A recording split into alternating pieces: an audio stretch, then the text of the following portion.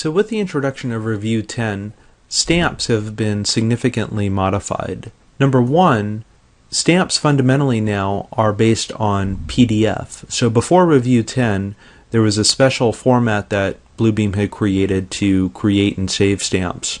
Now you can import a stamp and you can choose any PDF file as the basis for creation of a stamp. And another thing that's new to stamps is now, before Revu, you had to go, if you wanted to modify a stamp, you had to run a standalone program that we wrote, the stamp editor, for doing any modifications. Now, if you want to modify a stamp, you can select the icon right next to the name of the stamp here.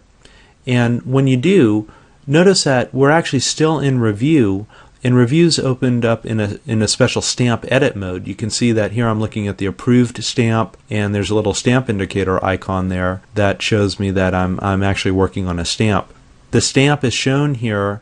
It shows the size of the stamp in inches, and this is displayed on a standard 8.5 by 11 page, so I get some sort of a relative indicator of the size of the stamp.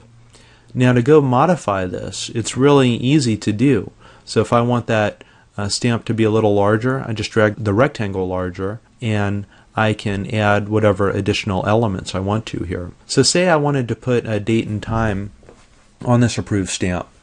I go to my text box here, and now as I drag a text box, you'll see this special little drop down up here. This is a little helper that helps me put in the dynamic text that gets recognized by stamps. So say I wanted to put the date and put a couple spaces and have the time go in. Now I put in that text in the special format that Revu knows how to read the date and time in when I place a stamp. And because I'm in Revu, all of the different formatting options and editing options are available, so I can control the size, the color, heck, even the fill color that I want of that particular stamp. So say I wanted that to have a little bit of a opaque view there. And I can take any sort of element that I want. So even things such as if I put a line in now and choose the new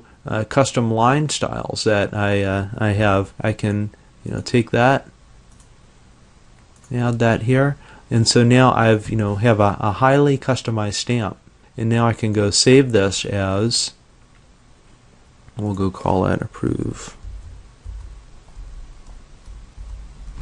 modified there. So now when I save this, save that file, and now on my stamp drop down, there's my approve modified PDF. And once I've selected that, I can place that right in the drawing. And of course I can go in and resize and adjust that stamp. But the idea is that it's very easy to edit right within Revu now without me having to jump out to that outside editor. And one last thing I'll mention too is that with the introduction of Revu 10, we now listen to any JavaScript that is included in the PDF file. So there are a number of pre-existing PDF stamps that have checkboxes and other things that are embedded in the PDF or in the text stamp. And so now we can read those so that functionality will be part of the functionality of Revu as you're adding those advanced stamps in a PDF. So a real quick run through of some of the enhanced stamp functionality for Revu 10.